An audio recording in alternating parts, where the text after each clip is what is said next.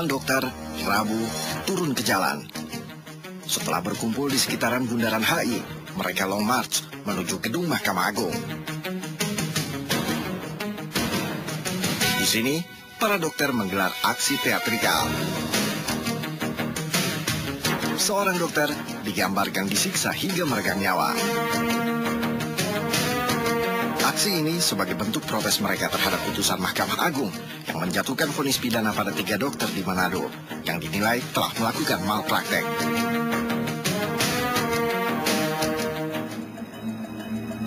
Dr. Dewa Ayu Sasyari Prawani, Dr. Henry Simanjuntak dan Dr. Hendy Siagian sebenarnya pernah dibebaskan dari segala tuntutan oleh Pengadilan Negeri Manado pada tahun 2011 silam atas kasus kegagalan operasi sesar yang mengakibatkan pasien mereka, Julia Siska Magate, meninggal dunia. Namun kemudian jaksa penuntut umum mengajukan banding hingga pada 22 September 2012 Mahkamah Agung memvonis 10 bulan penjara pada ketiga dokter karena dianggap secara sah melakukan kelalaian. Sejak vonis itu, ketiganya sempat masuk dalam daftar buron dan baru ditangkap-tangkapi beberapa waktu lalu. Dr. Ayu ditangkap di tempat prakteknya di Rumah Sakit Ibu dan Anak Permata Hati, Balikpapan, Kalimantan Timur pada 8 November lalu. Sedangkan Dr. Henry Simanjuntak ditangkap pada Sabtu 23 November lalu di rumah kakeknya di Siborong-Borong, Sumatera Utara. Dokter Indonesia selama ini cukup sabar, tidak pernah menolak, tidak pernah merasa kurang gaji dan sebagainya. Tapi pada kasus ini adalah kasus malapetaka dunia kedokteran Indonesia. Ketika seorang dokter dipidana dengan pasal-pasal kriminal, penganiayaan hanya karena tidak mampu mengobati pasiennya sehingga meninggal. Aksi solidaritas para dokter bukan cuma di ibu kota. Hampir di penjuru negeri melakukan hal yang sama. Di Balikpapan, Kalimantan Timur, seratusan dokter cantik turun ke jalan. Mereka melakukan aksi simpatik membagi-bagikan bunga pada para pengendara. Aksi serentak para dokter ini pun mendapat dukungan dari Menteri Kesehatan. Ya, kita mendukung atau kita ikut merasakan keprihatinan teman-teman para dokter. Kita mendukung aksi solidaritas, namun jangan sampai menelantarkan satupun pasien.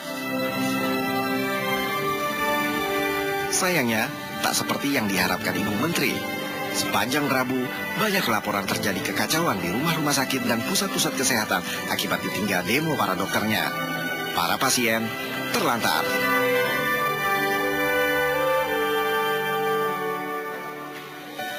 Ini jadi seperti ironi, manakala mereka menuntut profesionalisme mereka dijunjung tinggi dengan membela 3 rekan sejawat mereka yang dianggap tak pantas dipenjara karena profesinya sebagai dokter, sementara mereka sendiri berlaku seperti ini. Di Banyuwangi, Jawa Timur, cuma nampak 2 dokter yang berdemo di jalanan. Kedua dokter ini bertugas masing-masing di puskesmas dan salah satu rumah sakit swasta.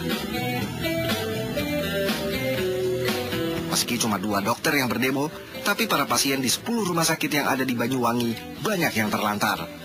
Banyak rumah sakit yang menutup poliklinik mereka karena tak ada dokternya. Lalu, pada kemana dokter-dokter itu? Di Medan, Sumatera Utara, seorang pasien penyakit jantung di Rumah Sakit Pringhadi mencak-mencak. Dia kebingungan karena tak ada resep untuk menebus obat akibat dokter yang dibutuhkan untuk memberi resep itu tak bertugas. Kecewa gini, kayak mana obat kita kayak gini, nggak ada. Di sana udah mati, kita kayak gini, kita bukan payah kayak gini.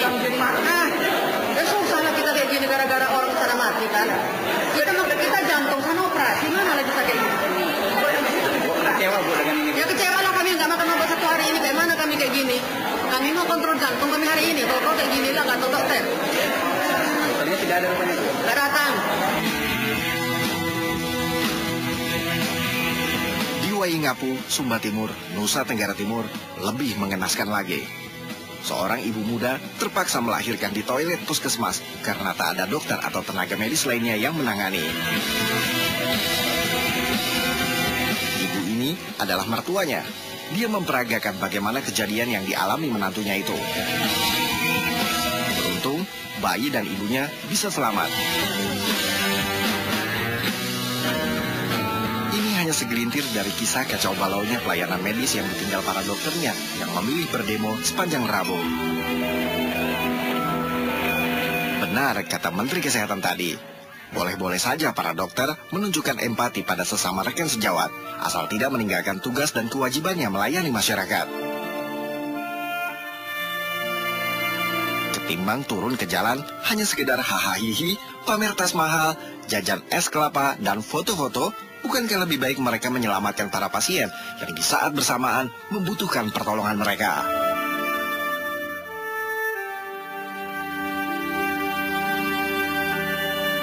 Demikian laporan tim Liputan Topik.